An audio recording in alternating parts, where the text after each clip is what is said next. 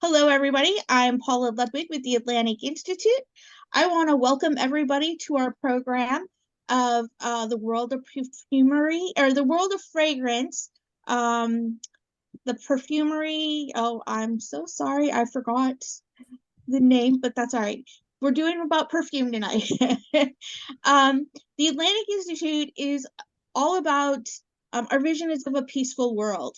And by doing that, we bring other cultures, religions, political, educational stuff for people to explore, to have conversations about. And I'm going to show you a short 2-minute video about the Atlantic Institute. It will give you more detail than I possibly could at this moment. So I'm going to share that with you now.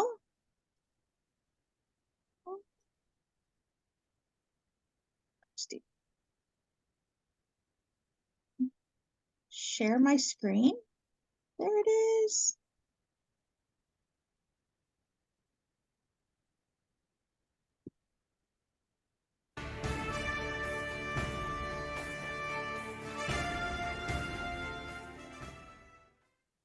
The Atlantic Institute is a nonprofit organization dedicated to promoting harmonious coexistence between peoples of various cultures, faiths, and backgrounds.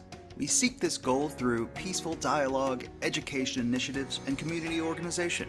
Our dialogue events bring together experts, community and faith leaders, and knowledge seekers to address social issues that affect us all.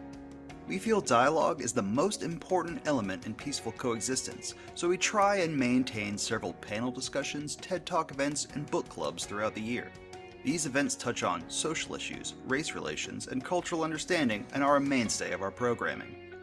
The Atlantic Institute's education events are extremely important to our mission of understanding. We want to promote socially forward critical thinking to students of all ages. To that end, we have developed programs that seek to grow the creative spirit of students and help them think about their communities and the world around them. Our Future Leaders of Dialogue event brings together nominated elite students to learn from each other as well as political and business leaders.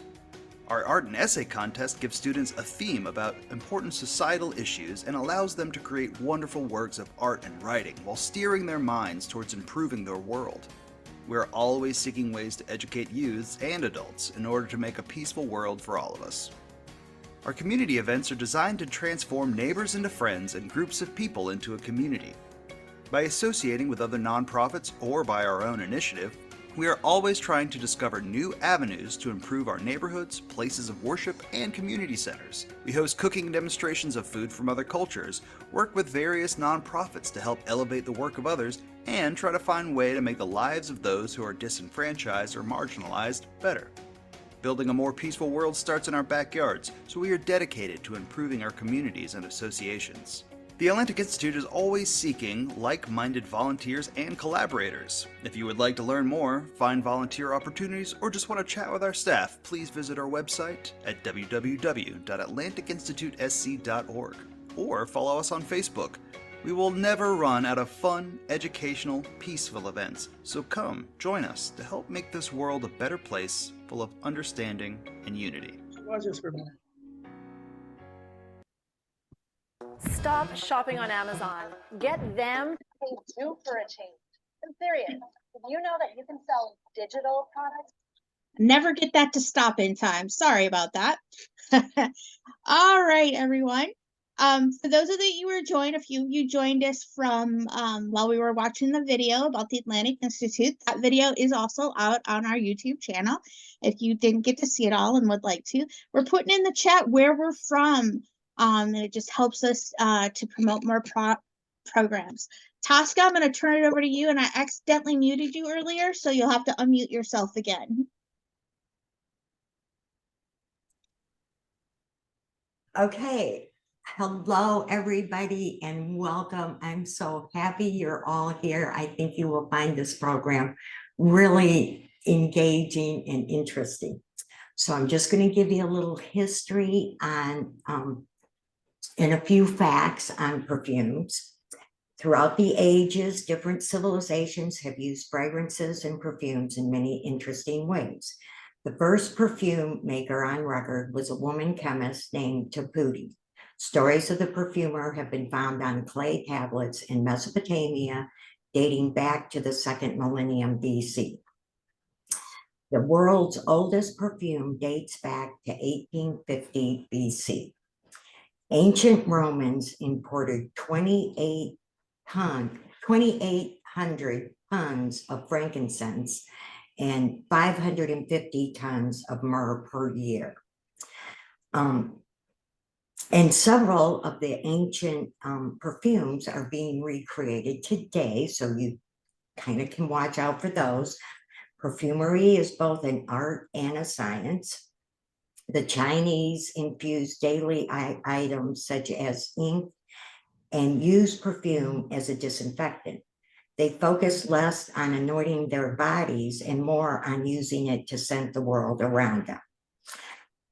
And we all agree that a world that smells better will certainly be better. And smells, you know, we all know that they invoke our memories. And the reason is that odors go directly to our limbic system. That is the region related to emotions and memories. So perfumery is a personal journey. And I came across this wonderful shop in New Orleans when I was visiting with some friends of mine. And I have just been delighted ever since. John and Tijan's, they are just, it has changed my life. Their shop is endearing, their staff is welcoming, well-informed, and I got to make my own perfume, which I got to name, and it is just perfect for me. And here's my bottle. And I want to introduce you to our master perfumer, John Berglund, and let him help you begin your journey. And so with that, let me introduce John and let him begin. Thank you, Tosca, and thank you to the Atlantic Institute. As indicated, my name is John Berglund, and I am a master perfumer. Now, what makes a master perfumer? Well, believe it or not, there is no certification or licensing. To be a master perfumer, you simply have to be audacious enough to claim yourself as a master perfumer. Well, what is my background? Well, I came out of the corporate world, unrelated to perfumery, but I always had a passion for perfume and fragrances, as I suspect many of you do out there now. So I decided around 1985, 87, that I really wanted to learn more and study perfume. I did that, and while I was doing that, my wife and I decided we wanted to semi-retire in the Caribbean. We ultimately did that in the year 2007 on the French side of the island in St. Martin. And to do that, we did not want to stop working, so we opened a perfumery, a French perfumery with a tropical twist. And we initially introduced 10 perfumes, and then we started creating classes because we wanted to share our passion with others in teaching how to make perfumes. So we had classes to make perfumes. Long story short, we now have 3 locations: St. Martin, Charleston, and New Orleans, where I am tonight. We have had over 26,000 people make their own perfume with us to date. And I have produced 28 perfumes for sale.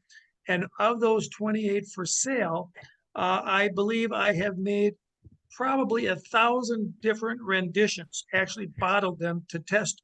As of right now, I'm creating a new men's, and I have 7 bottled using a focus group of our customers. So a passion is for perfume, and as Tosca said, there's tremendous history of perfume. One thing she did not mention is that the word perfume is Latin for perfumum, which means for smoke. And why would perfume mean for smoke? And that's because it goes back even farther than Tosca said, to the year 4000 BC, when there's evidence that man was burning fragrant oils, kind of as incense, to send smoke to the heavens to honor the gods. as a form of perfume. So a lot of history with perfume. Cleopatra had her own perfumery and loved it. It's we all think of it happened like maybe in 1921 with Coco Chanel, but absolutely not. Many years, and the history in making and cultivating perfumes really hasn't changed much. It's fragrant oils, and then some type of carrier. Most commonly today is alcohol, but it could be an unscented carrier oil or a concrete like beeswax. Now, before I go on, I believe that you have the opportunity to send in questions, and they'll be relayed during this broadcast, and we can answer them. Or if anyone has questions later of me, you certainly can email me. My email is John, John, at Tijon, Tijon.com. People ask, what does Tijon mean? It's actually named after our son, Tyler John. We called him TJ, and it sounded French, so it sounded like a good idea at the time. And the first perfume I ever made, I named after our daughter, Rochelle, and called it Chalet. So that said, a lot of history. And why do we wear perfume? Why do we have perfume? What people don't realize is that not only does perfume make us feel good, of course, years ago, centuries ago, they used perfumes to hide the odors because they didn't bathe because the water was dirty. But today it makes us feel good. It makes us feel sexy. It makes us feel attractive to the opposite sex. And believe it or not, there's actually a study that says when women are wearing perfume, men find their facial features more attractive. Women today focus so much money and effort on shoes and dresses, yet many of them have one perfume. Get off of it. You should have a multiple perfume wardrobe, like the rest of your clothing, purses, shoes, because you should change with the seasons, with the mood, and go with how you feel in what you wear. And if you're ever buying perfume for a friend, don't stress over it. Just pick out something nice. It's just perfume. I personally love 95% of every scent that's made within our lab by our customers. Oh, there's always a few that aren't so, that aren't for me personally, but I love the exploration of fragrance. It in different ways, it is emotional. It gives us experiences, memories, and thoughts. There's no question that of our five senses, perfume is the most important in triggering memories of grandmother's house or a first date. So what we tell people who are getting married, when you're getting married, and of course they spend all the time and money on flowers, dresses, everything else, either buy a new perfume or make your own, but wear a new perfume on your wedding day, because then every time you later wear it, you'll always be transported back to your wedding. There are a number of perfume myths I want to share with you, and then as well as some tips. Some of the myths are there's a belief that, as I said before, the perfume makeup really hasn't changed over thousands of years, with one exception. Essentially, years ago, it had to be all natural oils. Today, instead of natural oils, they estimate that in all the perfume brands you recognize, 95% of the oils used are man-made oils, or what we call fragrance oils. Natural oils we call essential oils. Well, why are fragrance man-made oils now so popular? Well, there's a couple of good reasons. One, they in the lab today, they can make many more thousands of varieties of a particular scent. And second, the scent made in the lab is more consistent year after year, as opposed to a natural harvest, which can vary like a wine harvest. So people think that natural is better for us, and that's not necessarily so. While we could have some reactions to some of the synthetic oils, we can also have reactions to natural oils. And that's not totally uncommon either. Actually, a lot of people think perfume can be an allergen. Generally, there's no such thing. It can be an irritant, but generally not an allergen. but it can be an irritant like smoke or something else. So some people are bothered by strong fragrances, and that's okay. That's understandable. But if you enjoy it and you want to dab in the mystery and the world of perfume, please, by all means, do. Also, there's a belief that if you find one perfume, you should stick with it for the rest of your life. Well, it's like someone said that if you enjoy pizza, you don't have to eat every day for lunch. Experiment and go with the mood and the season. Some believe that an eau de perfume is better than an eau de cologne. And that requires a bit of explanation because it's not necessarily true. So I get asked a lot, what's the difference between a perfume, eau de cologne, eau de toilette? Well, believe it or not, the answer is kind of complicated. In some respect, there's no difference. In some respects, there is. So up until about 1920, there was just perfumes, nothing else, nothing else. So then what happened in the 1920s, Chanel and some other large brands said, how can we sell more of our perfume? Chanel No. 5, how can we sell it? Maybe not everyone can afford it. So instead of selling a Chanel No. 5 perfume, they created a Chanel No. 5 eau de perfume and then a Chanel No. 5 cologne.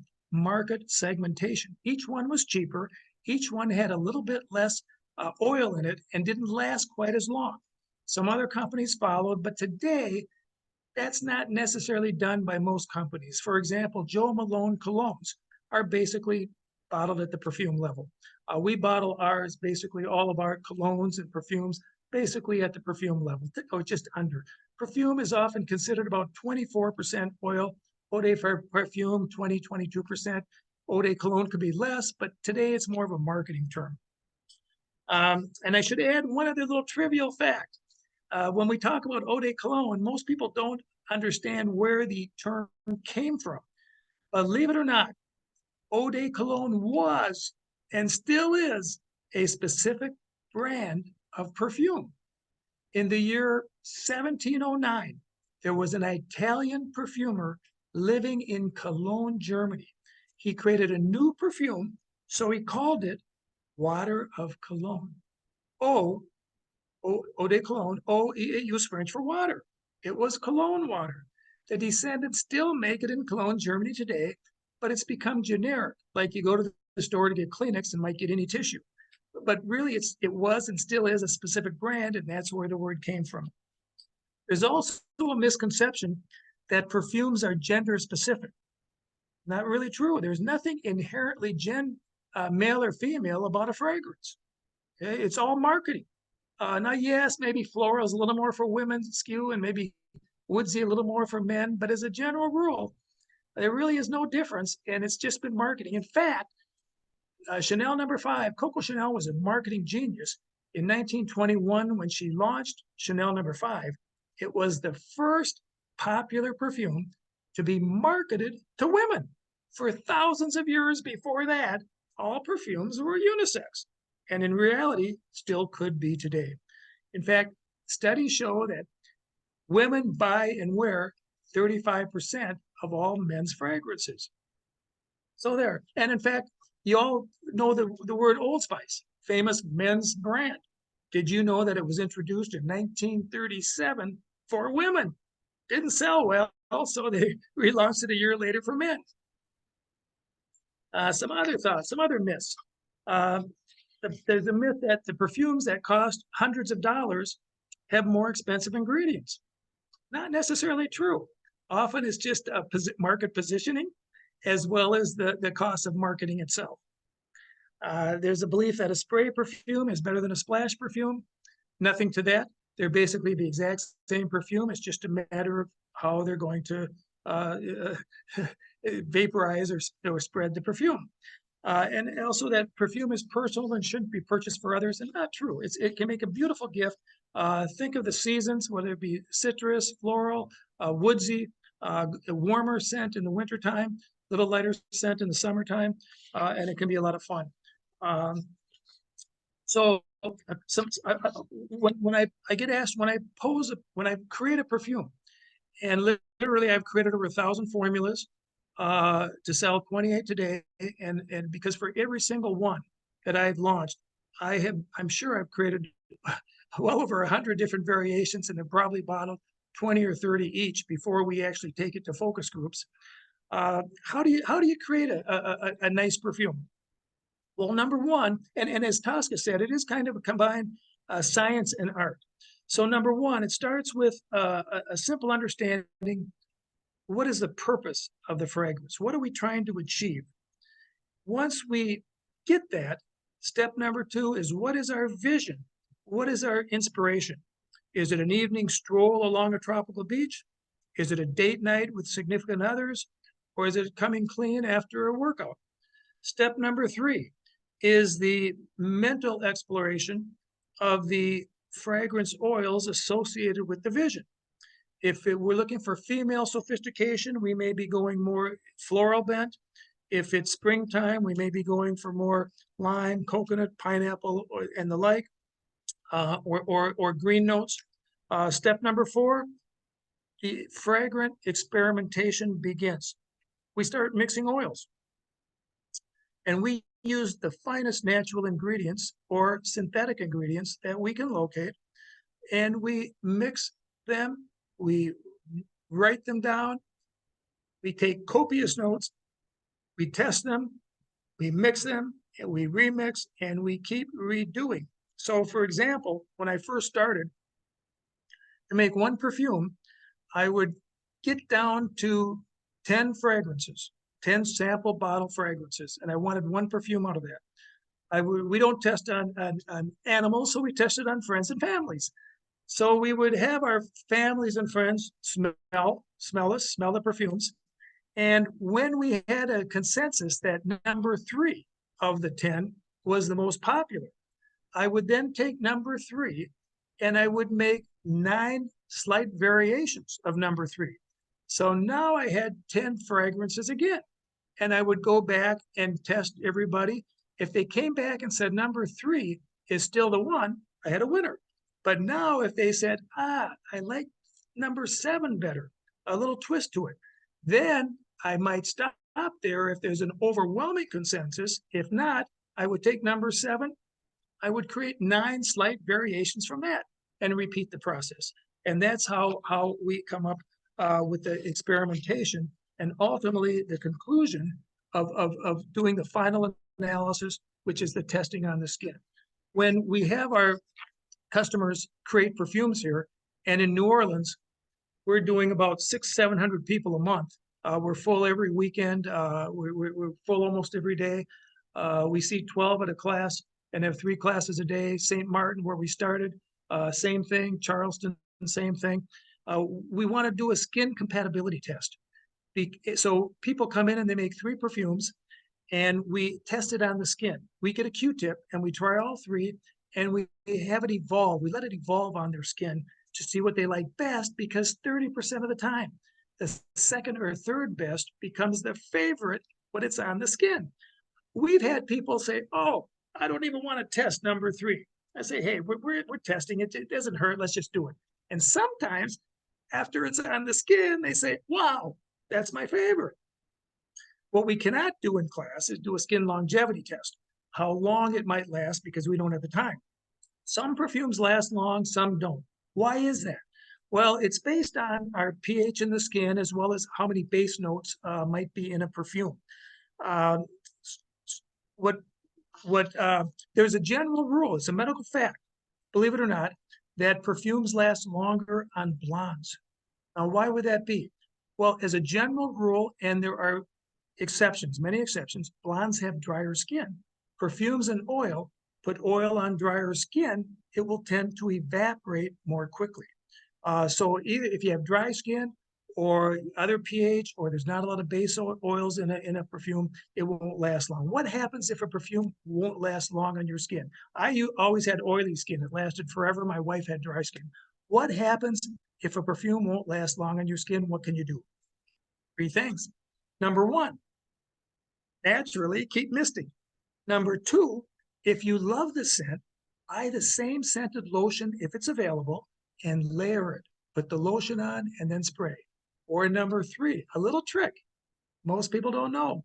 Put a little dab of Vaseline on your skin, put it in and spray that, and sometimes that helps to hold the scent.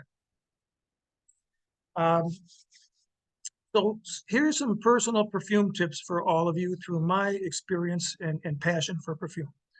Number one, I would say luxuriate in a scent wardrobe.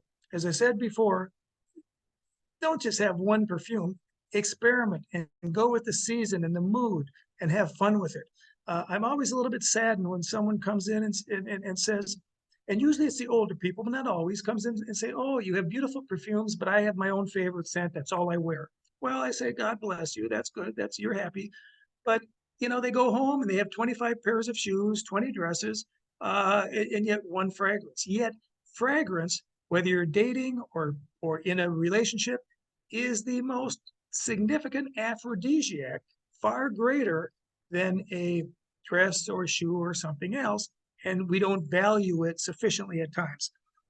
Another tip, wear the stronger scents in cold weather and higher altitudes because it's harder to smell during those times. It's also a medical fact that perfume will last longer in warm climates because it stays on the skin longer and the like. In the dry climates, it's just not the case. Number three, as I said before, wear a special scent on a special day. Weddings, yes, but even a birthday. You're turning 40, wear a different scent, and you'll always remember that particular perfume whenever you wear it again. I used to wear Aramis in college. Every time I smell Aramis, it reminds me of generally good days, at least the ones that I remember. Then I get asked, where should perfumes be worn? Well, that's a fun question. Generally, you want to put it on pulse points, warm spots, the wrists, the necks, whatever. But it's a fun topic because a young lady once asked that question of Coco Chanel. Coco's response to her on where you should wear your perfume, she said, darling, wherever you want to be kissed. And believe it or not, one time I had a group of 50 in on a tour in St. Martin. And I always like to give, in my little speech, I say, okay, where do you wear perfumes and colognes? The best answer I ever heard came from a lady customer. Honest to God, true story. When I asked, where should you wear perfumes and colognes? She raised her hand and she said, on my husband's credit card.